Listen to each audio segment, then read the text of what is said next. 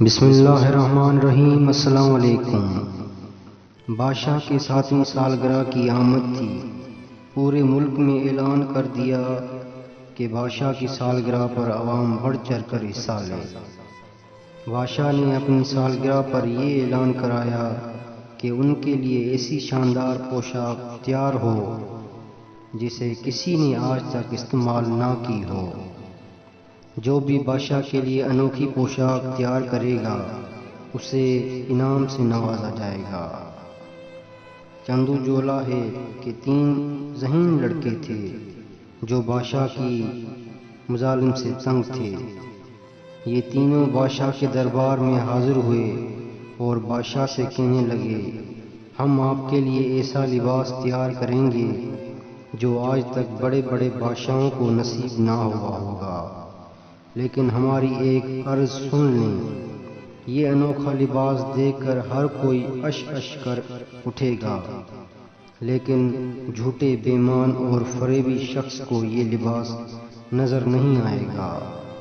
البتہ اخراجات بہت زیادہ ہوں گے، کیونکہ کپڑا سونے کی تاروں سے تیار ہوگا اور لباس پر ہیرے جواہرات سے کام ہوگا۔ بادشاہ نے لڑکوں کو مطلوبہ رقم فراہم کر دی۔ 10-15 دن کے بعد بادشاہ نے اپنے سپہ سالار سے کہا وہ جا کر دیکھے کہ ان لڑکوں کا کام کہاں تک پہنچا۔ سپہ سالار دیکھا کہ لڑکے کپڑے بننے کے انداز میں خالی ہاتھ ہلا رہے تھے۔ سپہ سالار چونکہ ایک فریبی اور بےمان شخص تھا، اس لیے اس نے اپنا برہم رکھنے کے لیے بادشاہ کو اطلاع دی کہ حضور، لڑکوں نے آپ کے لیے لاجواب پوشاک تیار کی ہے۔ 3-4 دن بعد جھوٹے اور بےمان وزیر نے بھی بادشاہ کو یہی رپورٹ دی۔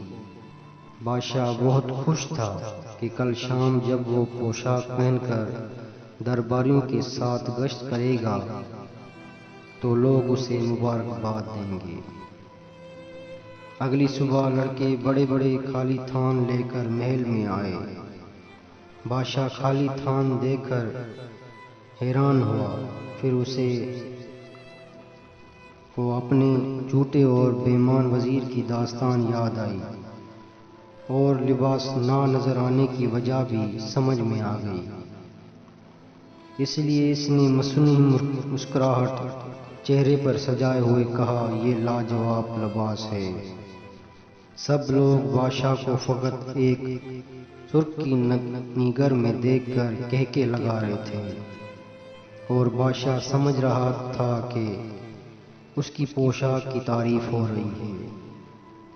اچانک بادشاہ کو ایک بچے کی آواز آئی تو اپنے باپ سے پوچھ رہا تھا، ابو، بادشاہ سلامت صرف ایک نیکر پہنے کیوں کھڑے ہیں؟ خاموش بے ادب، اگر بادشاہ نے سن لیا تو سزا ہو جائے گی۔